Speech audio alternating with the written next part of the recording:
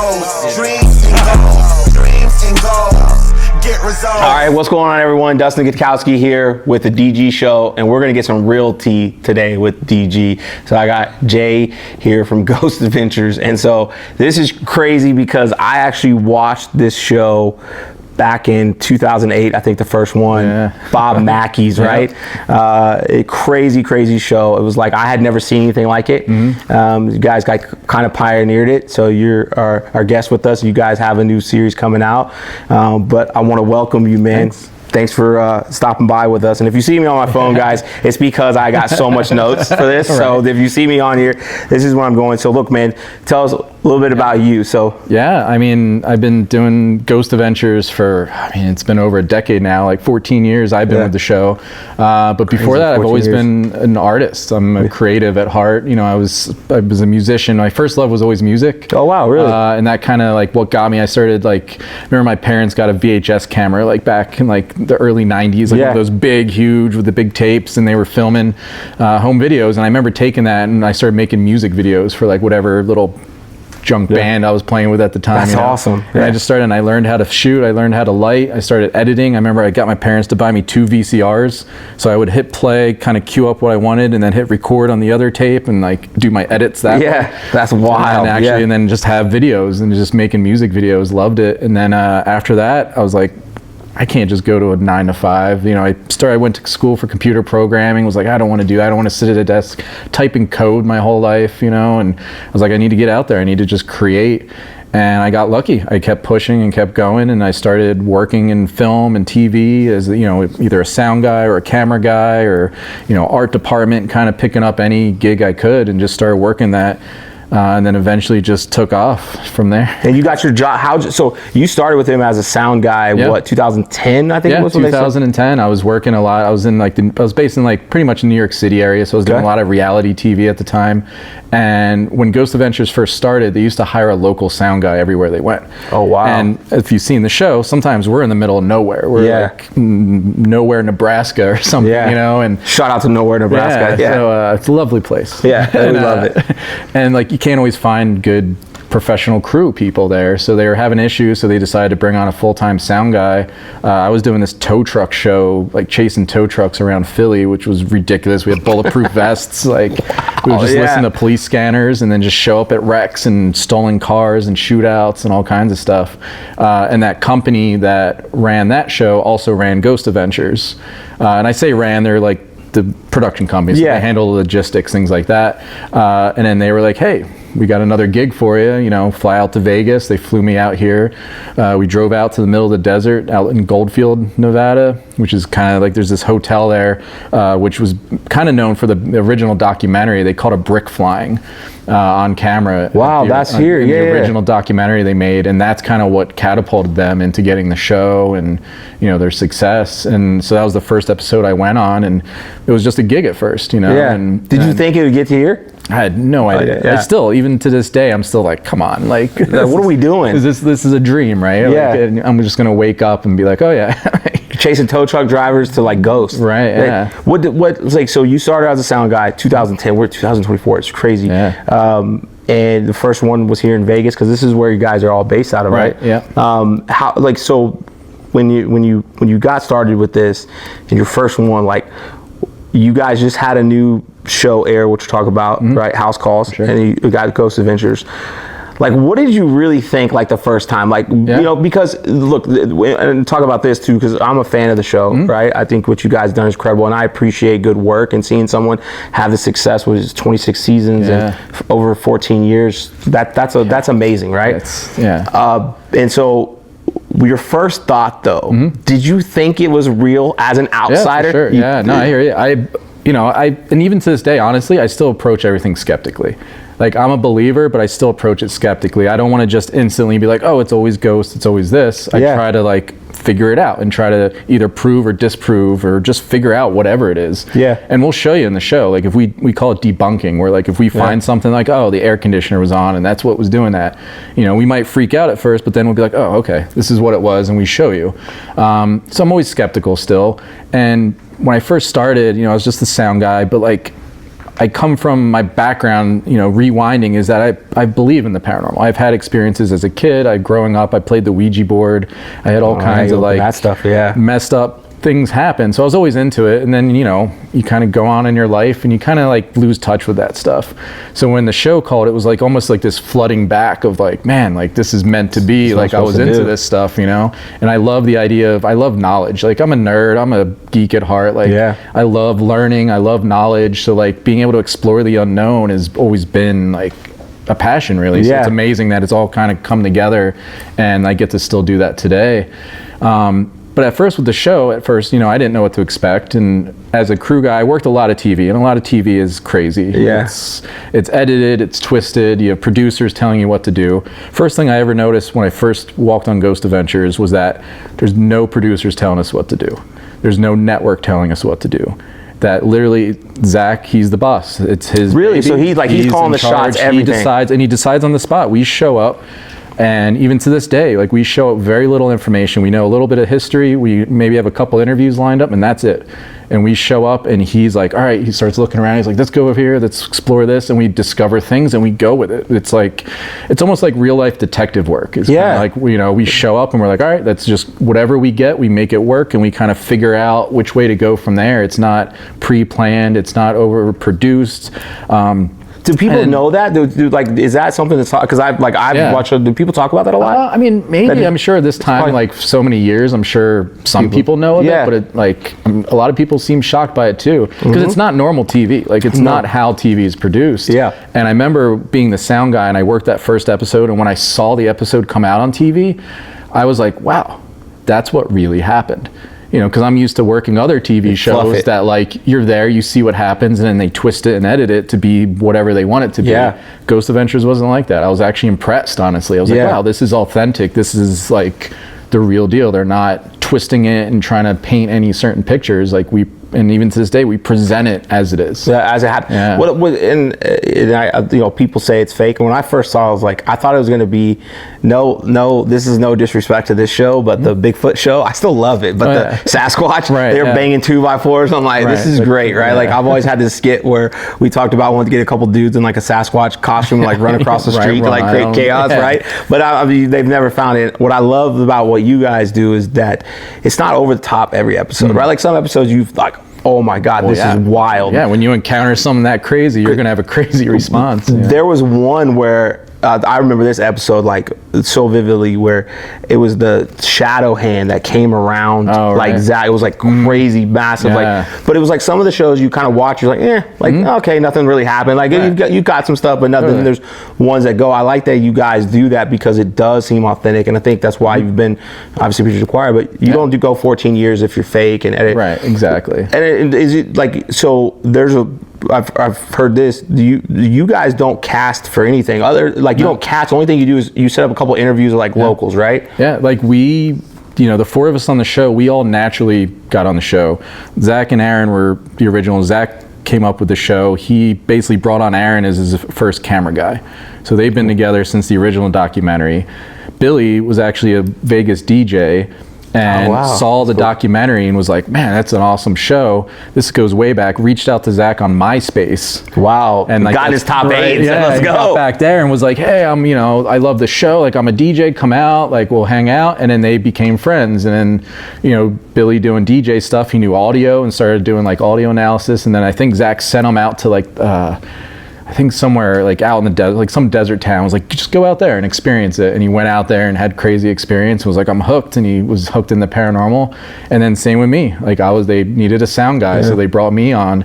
And we always talk about how like there's this weird, I don't know, almost like a divine intervention that brought us all together for like this crazy thing that we do. No, it's because it's not really what you do, it's who you do it with. Totally. And when you have that bond, and I mean, you guys have been together since 2010, like that most people don't have friendships that long, let alone working relationships. It's my longest relationship in any sense. On anything. What is like to go talk about Zach? So he came up, he's the visionary, he's running the show, he's coming up with stuff. So you guys go out there, you don't have really planned like.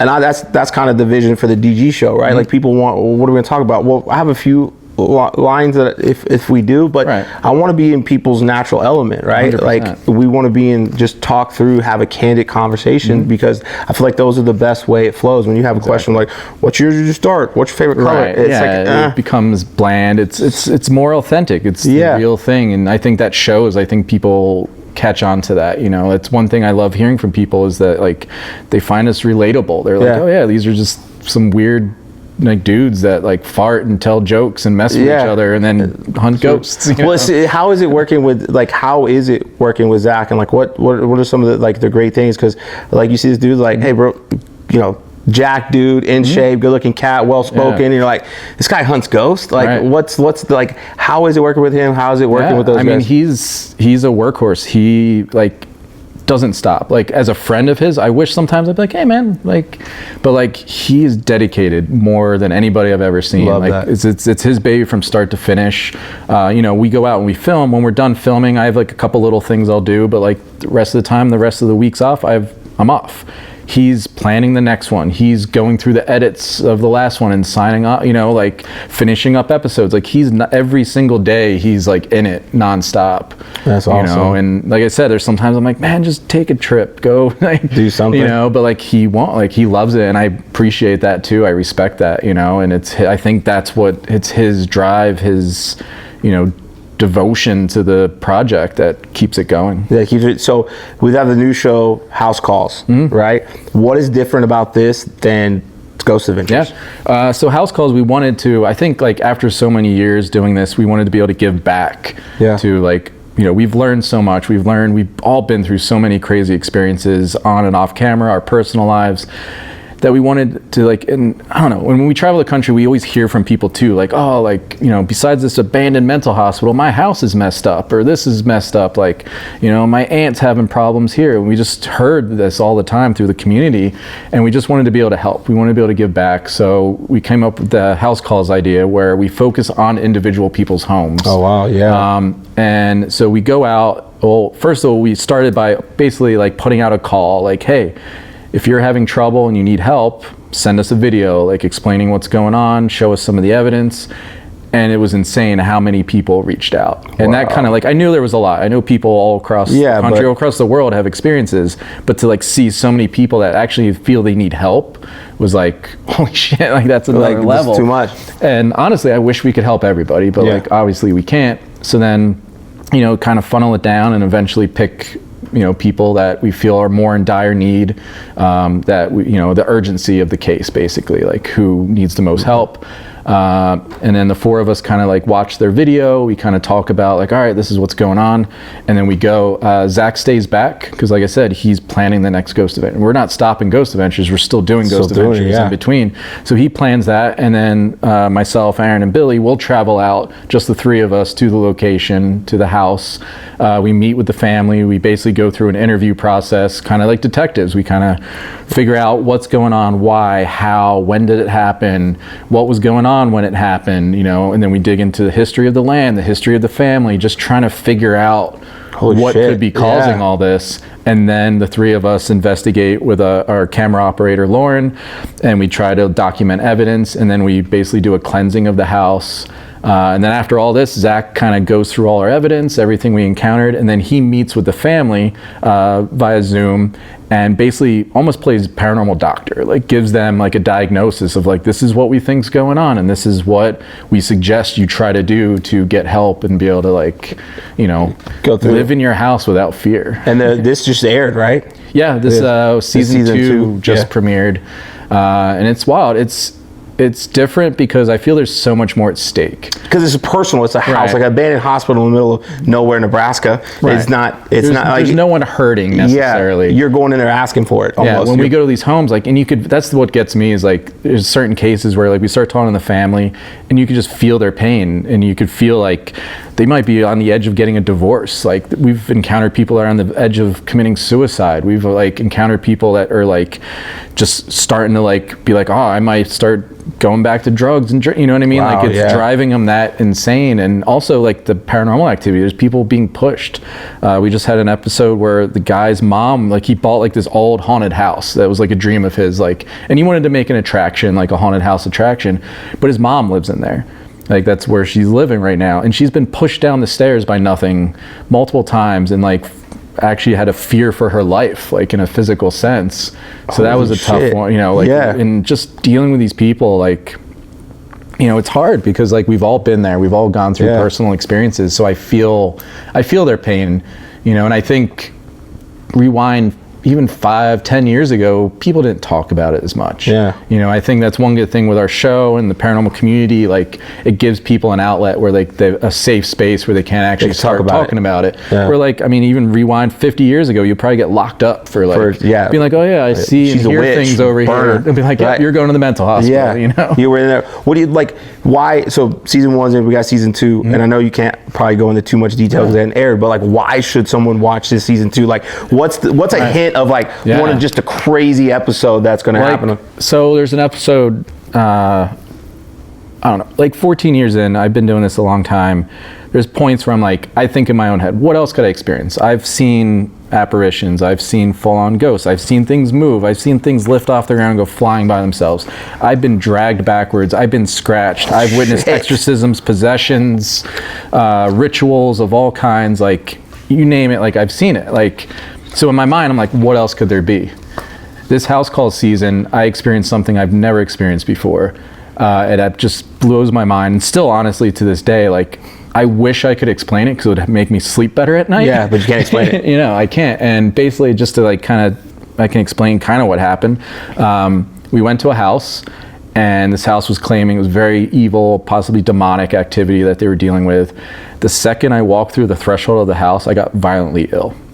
Like, I'm not a psychic. I don't even like to call myself sensitive, but I think over the years of doing this, you learn how to read your body. Yeah, you understand what's going on. You can feel things. You're like, all right, this place is fucked up. Like, this place is okay. Like, you know, this room for some reason, you could pick up on that energy.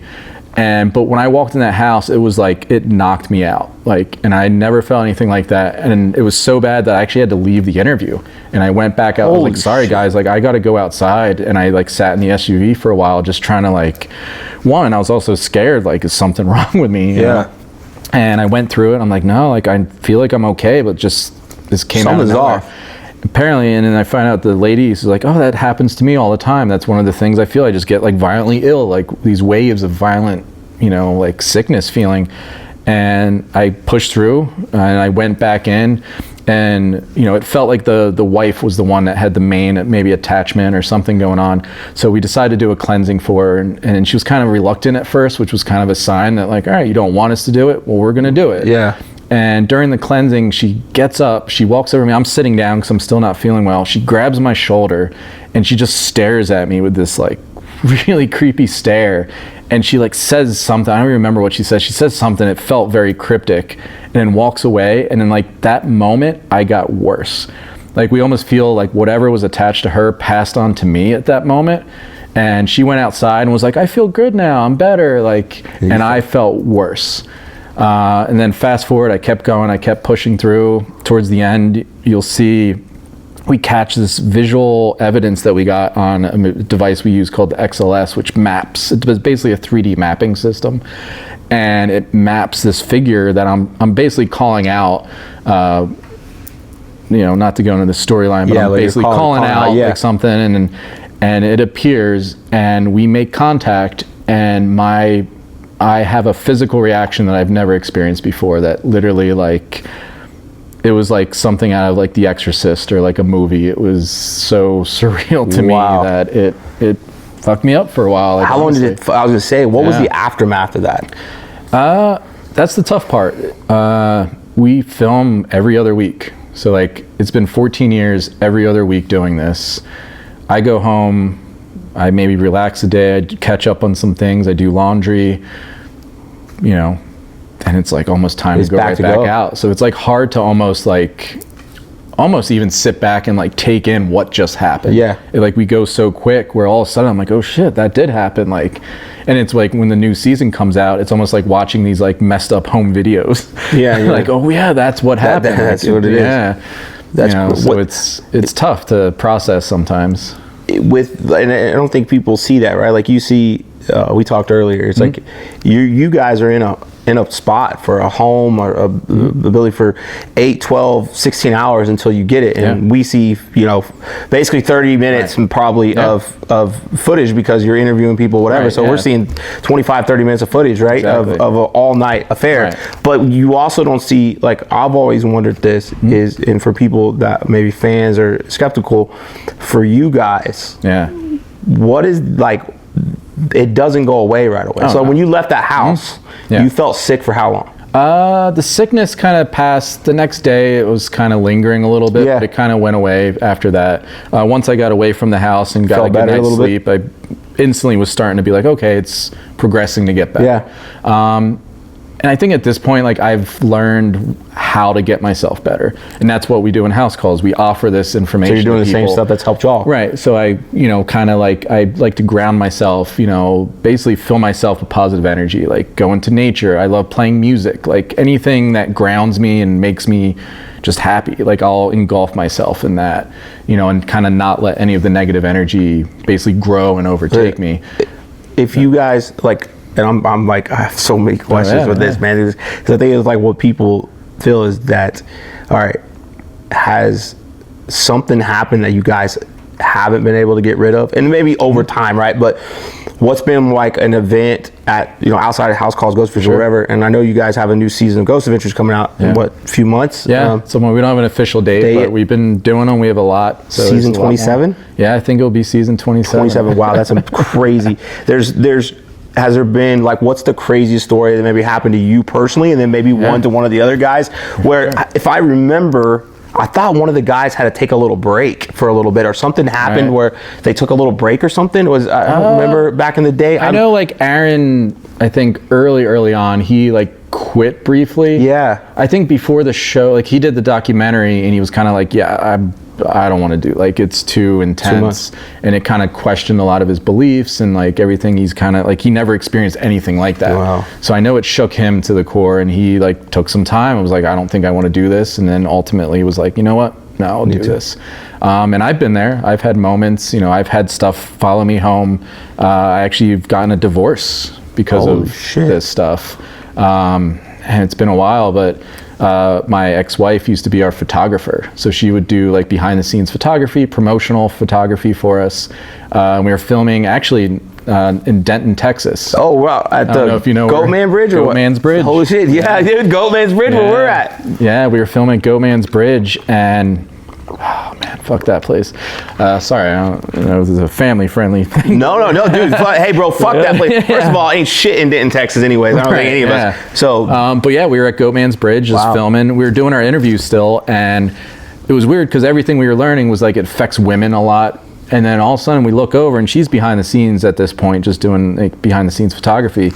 And she's just like, like eyeballing us like I want to murder you kind of vibe. And we're like, what the fuck? Like, are you okay? Like, what's going on? And she's just like, no, I'm not okay. And then she just would like walk away, and we're like, what's going on? Like, this isn't her. They're like, Jay, what'd you do? Yeah, she's like a happy, you know, easygoing, like hippie type vibe, you know? And we're like, all right, something's wrong. So we kept like, and we ended up turning the cameras, like, what's going on? And it's on the show too, the episode we did. Yeah. And, you know, she was just like, I feel like violent. I feel angry towards you all. Like, I want to hurt you guys. Like, and that's not her. So we're like, all right, chill out, relax. Like, it just kept getting worse. And like, it was my wife. Like, I know how she is. Like, I know how she is. And it wasn't her. Like, her face didn't look the same. Her eyes didn't look the same. And during our investigation, she's like, you know what? I want to face this. I want to go out there. I'm not going to let it overtake me, which I can, you know, the courage that takes. Like, I'm out. You know, amazing props to her for doing that. So she goes out into the woods by Goatman's Ridge by herself. We're all in the trailer. Like, we have cameras that we're watching. We got chills. So we can see her out there, and something hits her in the head. An unknown thing hits her in the head. She gets knocked on the ground. She's hearing things. She's experiencing things. And we're like, at a point, we're like, all right, get out of there. Like, come out. Like, that's enough.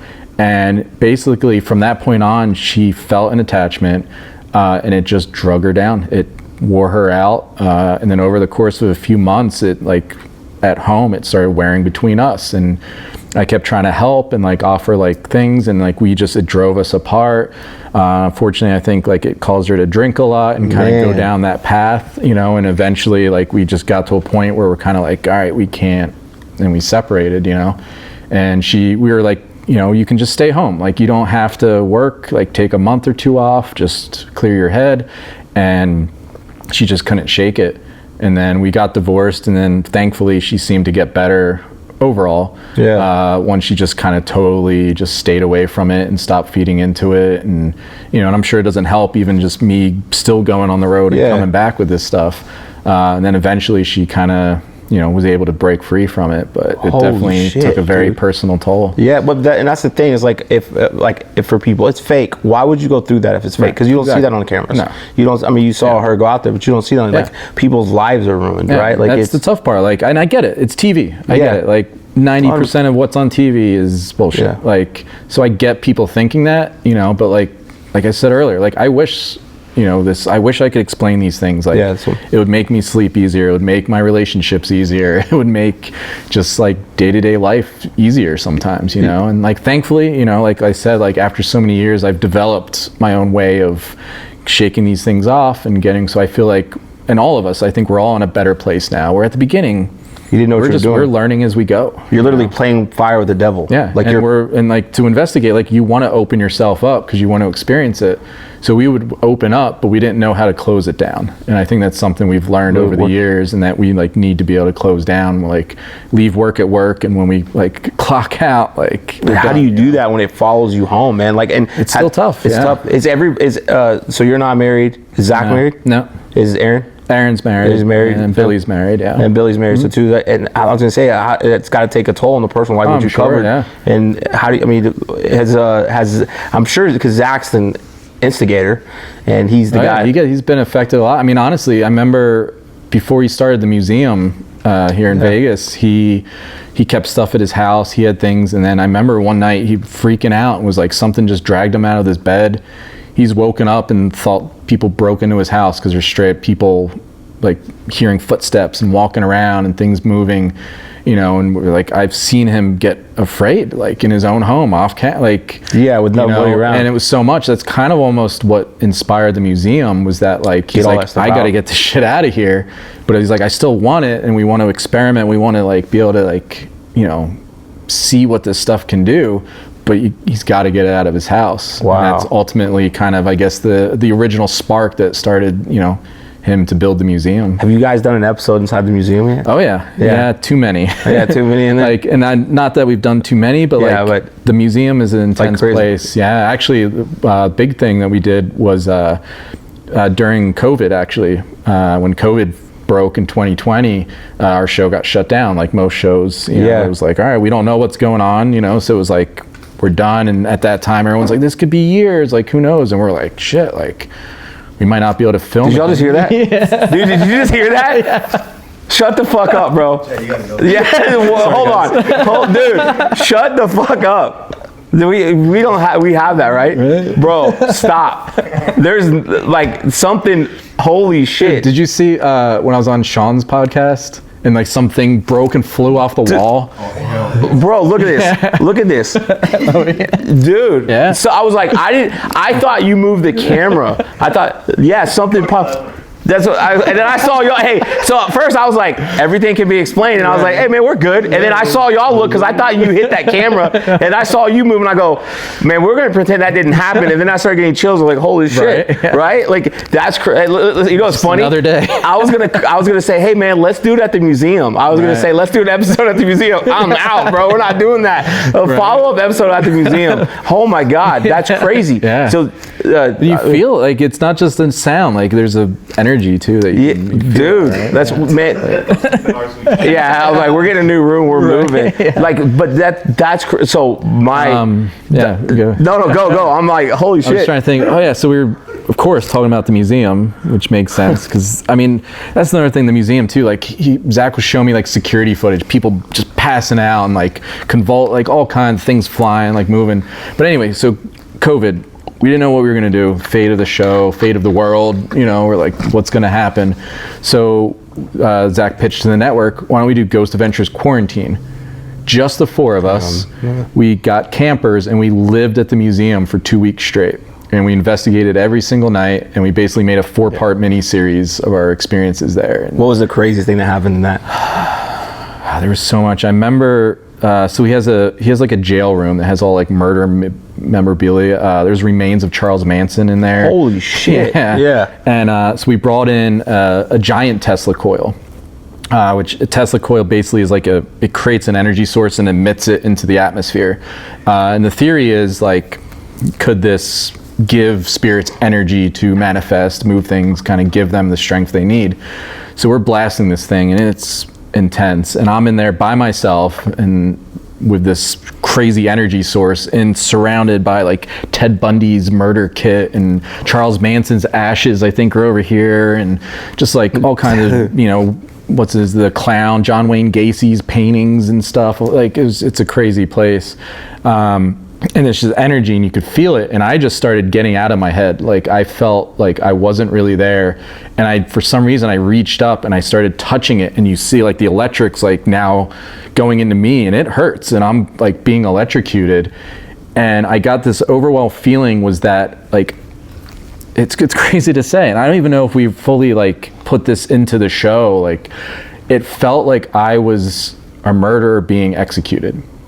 Like like that's where it like transported me to. And it sounds crazy, like we probably didn't put it in the show because like, how do you say that without just sounding crazy? And like, we try to present things as much scientifically as we can so that for any skeptics, you could be like, oh, well, look, there you go. Makes sense, like, so like personal experiences are sometimes tough, but like that's how I felt. And I remember that was the first time, and I finally got out of the museum.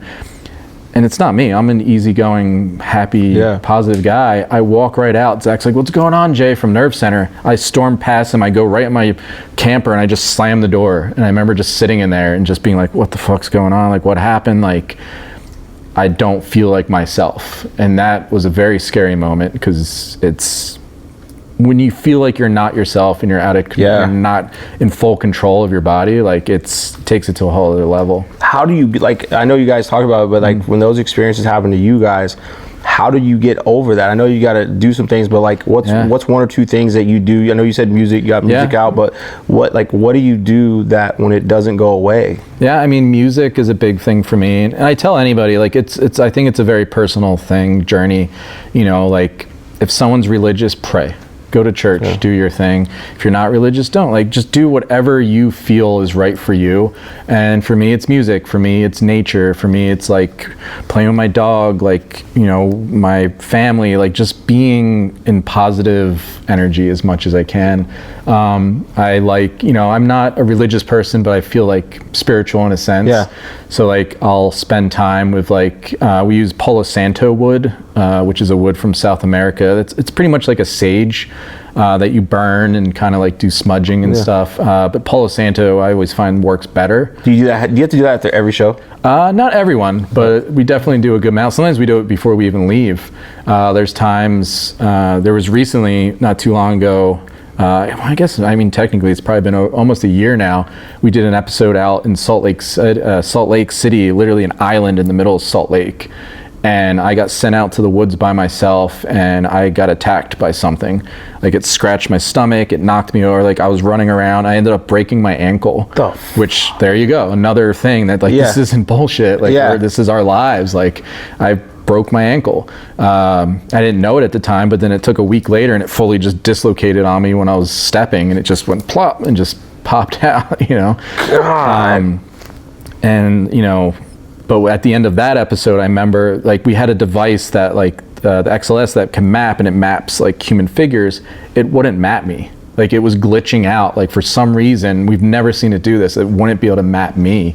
And then before I left, I was like, like something's going like, and then either like Billy will like get some Palo Santo and burn it around me, but then I'll do it for him, or I've done it for Zach. Like, we all kind of like, we're like brothers, where we're like, all right, like one of us is hurting, so let's get in there and try to help them out. Yeah. How, like, it's crazy because like all these things, and you're seeing your brothers, right? When you like, I have 3 business partners I've been with, now almost a little over 4 years. We've had a lot of success, and so your life has changed because of these people. And so when you see them going through stuff, man, it's tough. Like it's that's your family, that's your brothers. Exactly. Like even with the production guys, the guys behind the scenes, like these guys have been with me like day one, and it's like we go everywhere together. They go on trips with my family, and so if I see something happen to them, it's like it happened to me. Totally. Have you guys pulled the plug in the middle of a show? Like has some got so bad in the middle, like a middle of a show where you're like, okay, that's it, we're out, or somebody's out? No, we never have. Like we've taken moments, like not like we've never called it quits. Like I remember there was one investigation we were doing a VFW like in Hollywood, like a bingo hall or something. And literally like we did a split up where like it was just Zach and I investigating that place, and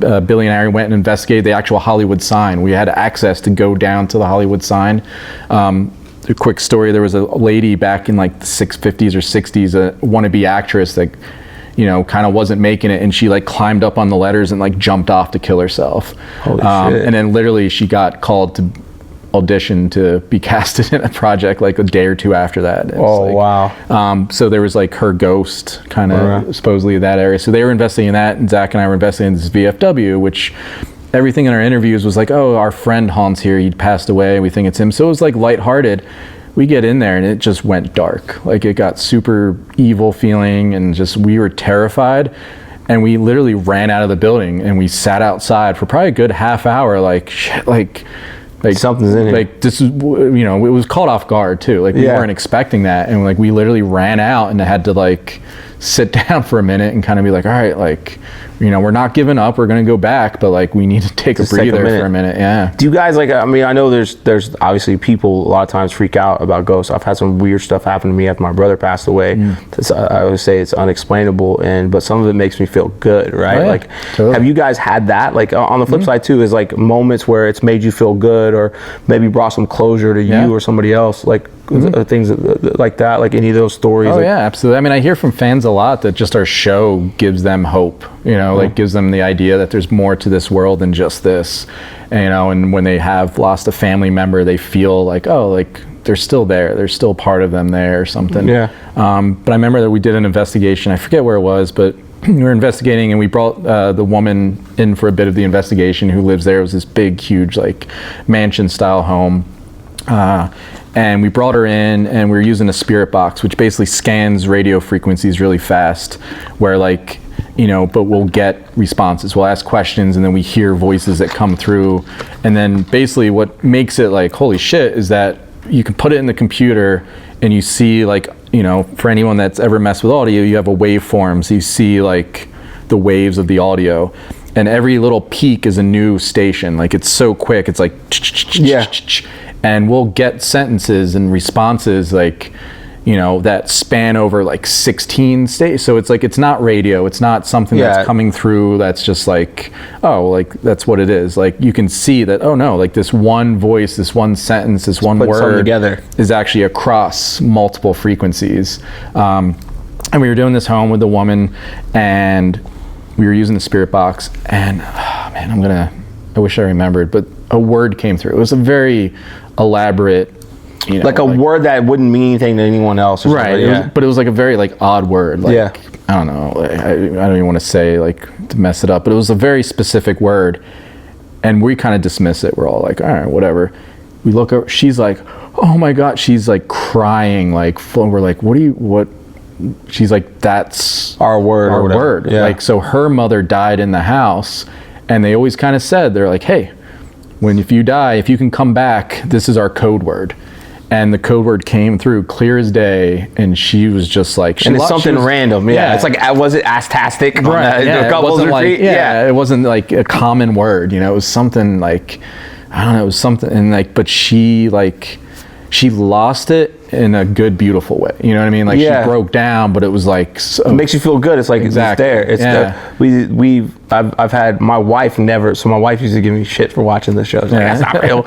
And then we had things happen, and she was like, unexplainable things. It's just like one story was crazy. You use frequency. So before I started my company, when my wife met me, we were dirt poor, right? Like we didn't have a lot of money, and I had this like Acura that was like paid for, salvage title, and the radio didn't work. The radio never worked. It was like the original radio in the Acura in the dash, like, and you couldn't turn it on, like no light would come on, no nothing, and it wouldn't play. There's nothing that played. And my brother passed away when I was like 13, so I never really talked about it, right? Like even to my wife, it was just a thing. He committed suicide, so it was even like it was no closure. And of course, as we started dating, I would talk more and more about it, and it was always like that was the closest person to me. And so I went through a bunch of stuff. I was like homeless at 14, but I came from a very abusive family, so he was always like my protector. So at 13, he's gone. It was weird, you know, and because he was older. Anyways, we're driving, and she started talking about, well, like, how did they do the funeral? No, he was committed suicide. His clothes, you know, and she's Albanian, so she's like, oh, well, like American funerals, how are they, whatever. It's a closed casket, you know, da da da. Hey man, we're talking into it, and like 5 minutes later, the light on the radio comes on, which, by the way, never worked. Like this never happened before, and it never happened after. And I had this car for like 4 or 5 years. The light came on, and it was static in the speakers. Like, so like we could not. She looked at me and was like, "What is going on?" Hey man, for like 5 minutes this goes on. It was, you could hear static, right? And we're doing this, like the lights on. We're like, what is going on? She, like, we were dead silent, like, oh my god, like what the hell is, like, it was crazy. But I was like calm, because it's almost like I could like feel something. But like things like that would happen to us, and she's like, it doesn't bother you? I'm like, no, it doesn't, you know. It's crazy. It was like, I love those moments. I think, you know, and I've experienced this, you know, at home. I felt, you know, family members before, and like it's a beautiful thing, you know. Like there is a dark side, and I think with the show we tend to go more on the dark side. I don't know. It's like a weird, you know, sometimes I'm like why do I do this? How could I do this? But like it's a thrill too. Like it's the exploring that, like what is that? Like it's always going to drive me. And like I mentioned earlier, like I've had experiences since I was a kid that's literally, like, no pun intended, but has haunted me my entire life. Like I had a friend that became possessed and tried to stab me when we were playing the Ouija board when we were teenagers. You know, like like the Ouija board's crazy. People are crazy. People have to do all the, like, the cleanses and stuff with the Ouija board. And this was like, we were just punk teenagers. It was with my band at the time. We had band practice. We're like, all right, let's play the Ouija board tonight, you know, like, but let's go all out. We want to get creeped out. So we had like candles, we had incense, we had a dagger, like a dish of water, like anything ritualistic we could find. Like, we're teenagers, we don't know what we're doing, but we're like, let's try to like really summon some shit. And we're playing the Ouija board. It kept saying its name was Z something, like it was like going around the board, and it said it was a little kid. So we're like, all right, you're a little kid. The incense was blowing up, and it started going down to the dagger. Like it would come straight down to the dagger. And I noticed, I was like, that's kind of weird. So I picked up the dagger, moved it over. The incense would change, it would go to the dagger. And I was like, all right, that's kind of weird. And then I started moving it around. Everywhere I moved it, the incense would change direction and go straight to the dagger. And I was like, hey guys, check this out. And I would move it around, and the incense would go to the dagger. So then I was like, hey, we go back on the board. We're like, are you attracted to the dagger? It says yes. We're like, all right, that's kind of weird. And then I asked the stupidest question I've ever asked my entire life. I said, could you come through the dagger into us? And it says yes. So we all stop. We're all like, all right, well, what are we going to do? Like, all right, well, this is what we wanted to do. We wanted to get freaked out. We wanted to push this. We wanted to really experience something. So we're like, all right, let's do it. So we decide, my friend and I were both going to hold the dagger at the same time. So we lay on the ground. We're on our backs. We hold the dagger. We grab the dagger. I instantly feel sadness, like crazy as shit. I feel sadness in my toes, like come all the way up through my body. Like I've never felt anything quite like it. My buddy, on the other hand, he jumps up, and I'm on my back. His knees are on my shoulders, like right here, and he's trying to pull the dagger out of the sheath, like right here, like this. He's trying to pull the dagger out, and you have to press a button to do it. He just snaps it, breaks the sheath. It's like this fancy knife my dad bought in Thailand when he was on a business trip and brought it back for me. Breaks it open and pushes it towards my throat. And I'm on my back. He's on top of me, so he has the advantage. I'm holding him like this, shaking as hard as I can with the dagger, like literally past my chin to my neck, and I'm shaking, holding him back as he's pushing all his weight down on me. And it's lasted for probably like maybe 10 seconds. And he just goes full limp, full tears, like streaming tears, waterfall. Had no idea what happened and what was going on. And we're like, all right, we're done. Was that the last time for the Ouija board? No. He kept going. Yeah. I didn't Well, learn it was a the lesson. last- He goes, no, I created a show about it.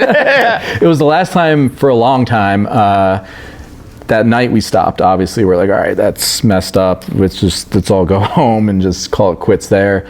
So then fast forward, I'm doing the show. We're out, I think we were in Oklahoma, kind of near Oklahoma City, and this guy was in a house. It wasn't a house calls, but it was a regular episode. We did it at a house, and the guy was saying that everything started bad with a Ouija board, and he kind of became a Ouija board expert, and he was telling us there's this demon that is associated with Ouija boards that pretends to be little children. It pretends to be family members to open you up, to allow you to put your walls down so it can come through.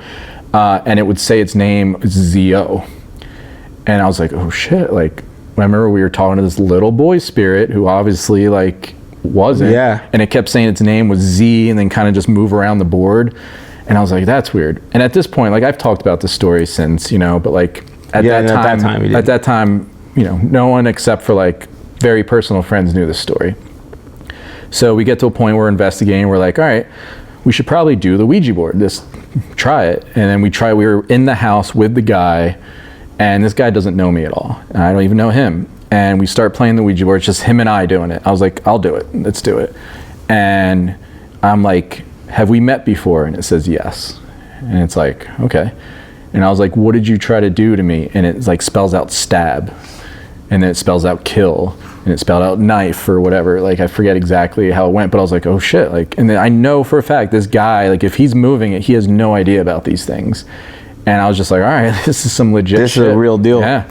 Holy and it was shit. that, so like that messed with me for a while. Like whatever this Zio thing was, like I felt that attached me for a while. And then I felt there was other things that have attached me over the years. One, the Goatman's Bridge thing that affected my personal life strongly. And then Zach and I produced a documentary called The Demon House, where we investigated this house in Gary, Indiana. And we did that over the course of a few years. We made a feature film out of it. And that place was just pure evil. So like those were like three dark clouds in a sense that really lingered. And since then, like I've had dark moments, but those are always like the top three that have stuck with me for the longest. And kind of crazy, we were doing a episode at the museum, and we have I don't know if Ed Gein, he was a serial killer that, he basically like influenced like Silence of the Lambs and, what's Texas Chainsaw Massacre. Yeah. Like he would kill people and take their skin and Say he was Hannibal, or not Hannibal, like a Leatherface. Make skin suits and stuff out of their things. So Zach has a cauldron that he used to cook body parts and that's in the museum. So we're filming, we bring in this witch friend of ours from England who wants to come out and like do a ritual kind of summoning thing. We're showing her the cauldron. We walk in there, she looks at it, she points at me. I'm on filming. I'm not even like in front of camera at this point. I'm just filming. I'm operating a camera. She points at me. She's like, you need to do this ritual with me. And I was like, what? Like, all right, like, I guess. Yeah. So like, we get to the point where we're doing the ritual, like full on, I'm dripping my blood in the cauldron and she's doing her thing. And my goal at that time, like with any kind of ritual, like whether you believe in that mindset or not, it's still your intention. It's whatever your intention is. And like, I didn't know what her intention was, like, or what was going on, but my intention was like, all right, I'm gonna get rid of these three things that have been messing with me for a few years now. I feel still lingering. That's gonna be my goal, is to like get them out and make them go away. And when you're doing that, you kind of have to face your fear. You have to bring it in for a moment. And where I'm going with this is that I felt good afterwards. The next day, I haven't talked to my ex-wife in a while. Like, we've been split up. She messages me the next day and she's like, what did you do last night? And I was like, well, what do you mean? What are you talking about? And she's like, I haven't felt the energy of Goatman's Bridge in like probably almost a year. Like, I finally shook it. She's like, last night, whatever happened, she's like, I got overwhelmed by the energy that she felt at Goatman's Bridge, which at that exact time was when I was doing that ritual. And like I said, you kind of have to draw it out to be able to get rid of it, and thankfully she's like, it didn't last, like it went away, but like, it was just crazy to me that she's literally on the other side of the country, and she was like, what I was doing in that ritual, like, affected her.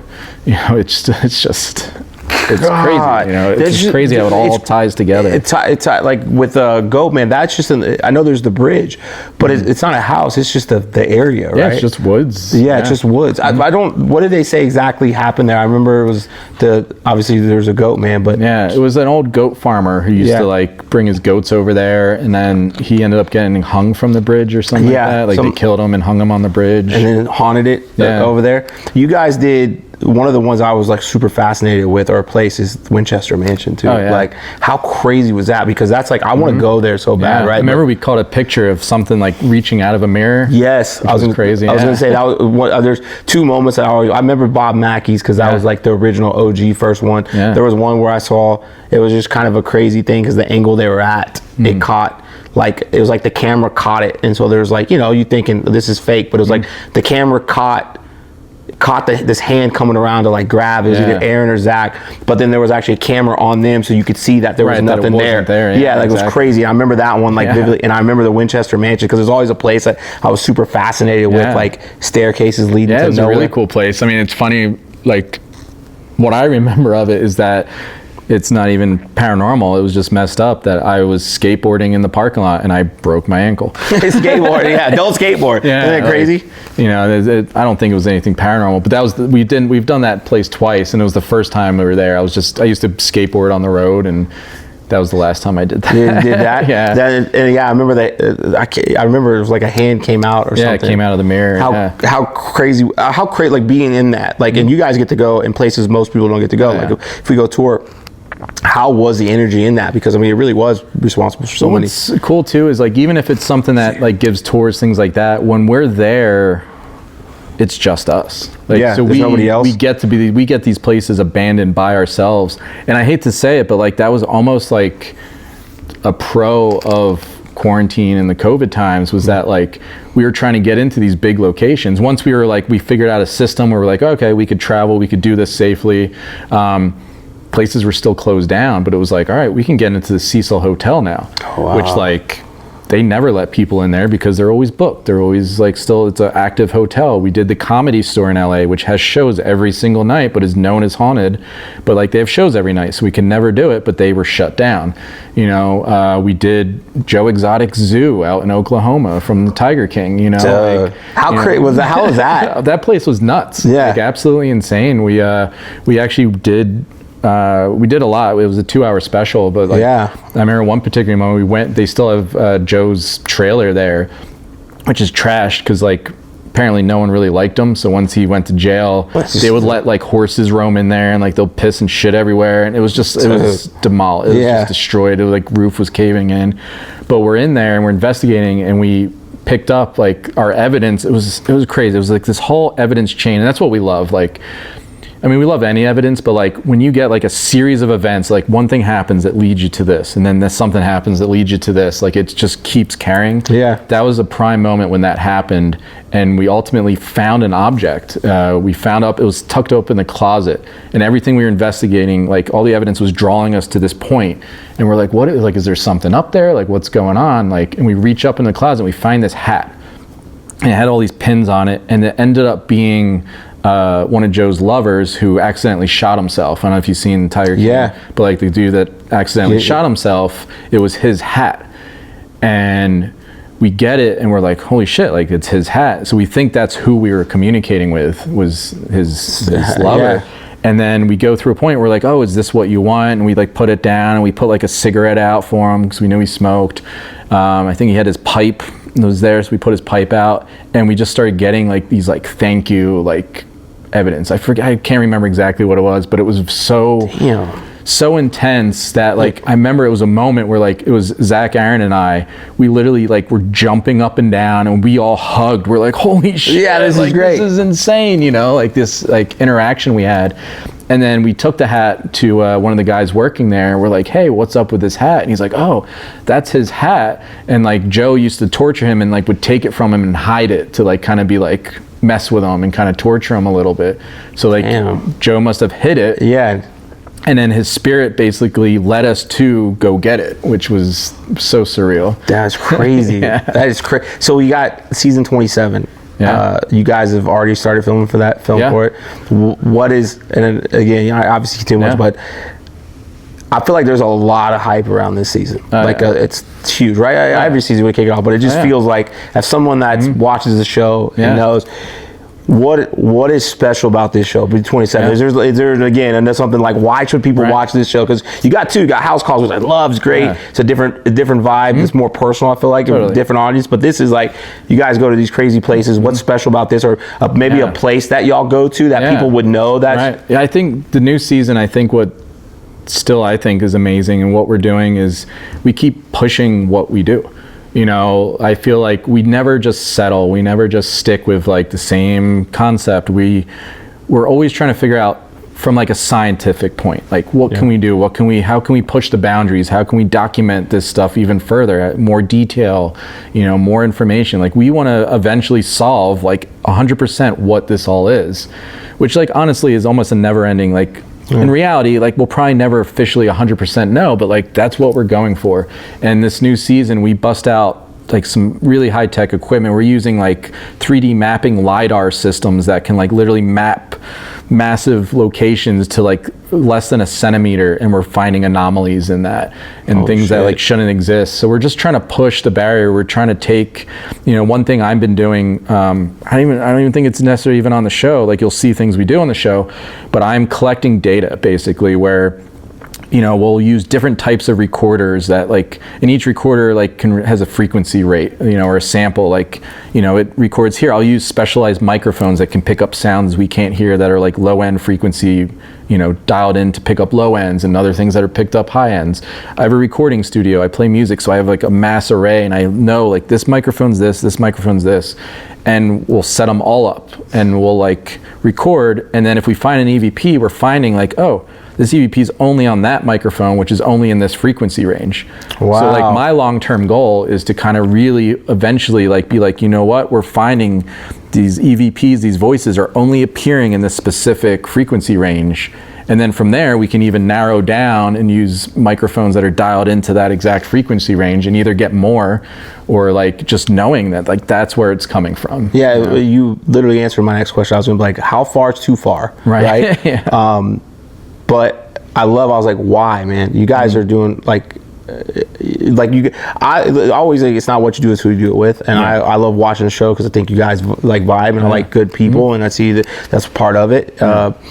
But that's what was my question is, look, man, all these things take your toll on you, right? It's even like being an entrepreneur. You guys are entrepreneurs. It takes its toll on you because you're responsible. But you just said it right there. Like you guys are trying to solve for this. That's why you push these envelopes, and that's why you do what you do.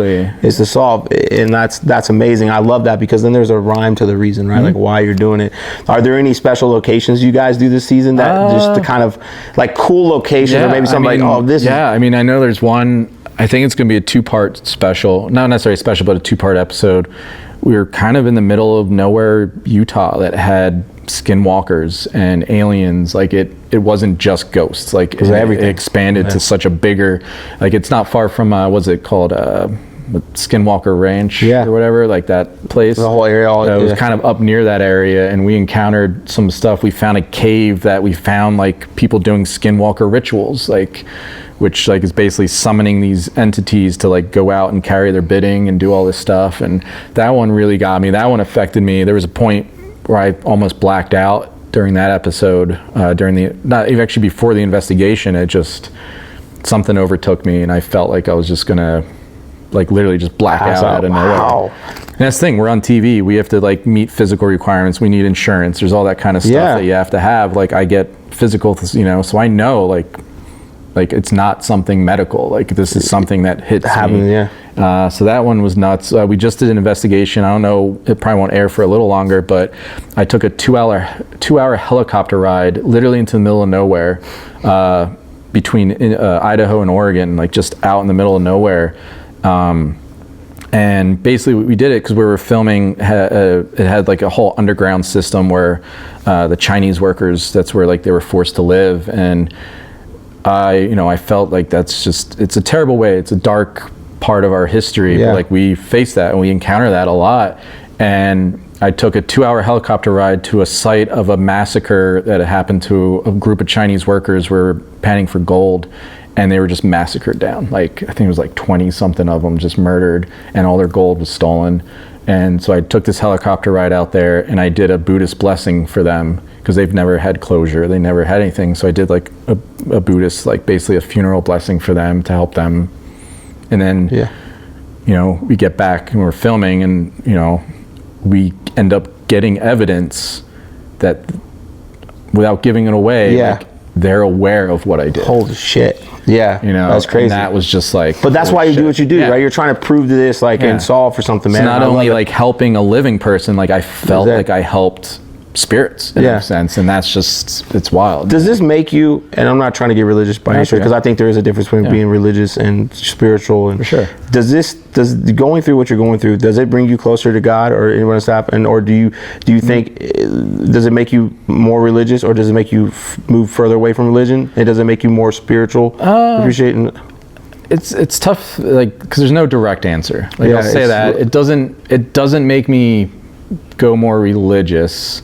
And like I said, each their own. Like, you gotta feel, you follow what you feel and go for it. And I'm not saying there isn't anything, but for me, religion, I've always fallen into like the man-made construct of what religion, and I felt it was like, the idea of it's great, but like the organization of it has always turned me off, like personally. But no offense to anybody in it, like I said, each their own. But for me personally, you know, and I think you don't need to go to a church. Like, you know, I always felt like, even if there is a God and he's up there watching, like, you live a good life, like, you're positive. When I die and I go and I face him, like, oh shit, you're real. Okay. Then I feel like they'll be like, you're a good guy. Come on in. You know, but you have to be I more don't think spiritual. you have to be like, you know, actively going to church every day and things like that. But like, also, like I said, if you want to do that and that makes you feel good, do it. But I think with the show, it makes me know that, without a doubt, there's more to this world than just this. Like, our 5 senses that create this reality is such a small piece of what actually exists. There's another whole part. And you guys are out to prove that. You're out to prove. But it does bring closure, man, for the families out there that may there been closure, and for other people. And then the people out there that are wondering if there's a spirit out there wondering, you bring them closure, and you bring someone to the other side. And you, the evil too. I know we don't have much more time, right? I could talk about this all day. This is great, man. So you got to make sure you go watch House Call. You got to make sure you go watch Ghost Adventures. It's crazy, the ton of success. I know you got some music out. That's what you do. You releasing some music, or something's coming up? Yeah. I've been starting to put out music under a band called Colors of Mind, which is kind of just, it's an experimental project. It's almost therapy for me, honestly. So I'm big into like film composition. We're gonna do more structured band style stuff, I think, eventually. But right now, it's kind of just me composing. It's very cinematic. Like, it would make great soundtrack type stuff. So it's like ambient, it's weird, it's emotional. It kind of goes through all, but it's all from places. Like, I draw, like, it's almost like, you know, like I said, it's like almost like therapy. Like, I'll come back from a shoot and I feel dark, I feel like there's something, I'll go and I'll create music, and I'll just compose this music, and I put that emotion, I put those feelings into it, and I think that's what comes across in the music. And so I've been finally releasing that. I've been doing it for a long time, but like, I don't know why I never released it. It's just kind of one of those things, like, you know, maybe I felt it was too personal or something, but I'm kind of at a point now where I'm like, whatever, I don't care anymore. Like, love that. I love it. If people like it, great. If you don't, I don't care. Like, I can listen to it whenever I want, and that's why I'm making it, honestly. That's awesome, man. I love that. Yeah, that's the same thing with this, man. I'll put it out there, because just stories like this, man. I think there's a lot of things that I didn't even know, right? And so it's like, how out there. But look, go watch the show. Go watch both of them. It's on Discovery. You got Ghost Adventure season 2-7, the big 27. You got House Calls. Go check it out to see what's going on. And I'm telling you, I want to do a follow-up episode in the museum. These guys like we're in, because I don't know what the hell that was, but I want a follow-up episode in the museum. That's what we were talking about it. Right? It's weird. We were talking about something. I remember I even said earlier, I go, man, I'm going to text them, see if we can go to the museum. We're like, oh, we have our stuff here. We're like, we had a couple shows. So I was like, we can't. I was like, well, that'd be cool if we could go. Because I actually have not been to the museum. And every time me and my wife come here, I'm always like, I want to go and just whatever reason, right? But then we say that, we're talking about it, and then that happened. I'm like, I want to do a follow-up episode in the museum. It'd be crazy. But I appreciate you coming on, man. This was great, amazing. So we'll have to do it again. Yeah, absolutely. And anytime you guys, I know you've been to Dallas a few times, you go, man, but you did Mineral Wells too, I think. Yeah, Mineral Wells. Actually, this new season of House Calls, we did a house out in outside of Fort Worth. Oh, really? Yeah. So next time you're in Dallas, man, let me know. That's where we're at. Yeah, for sure. But tune in and watch. This is going to be great. I appreciate it. It's the DG show. We got some tea tonight.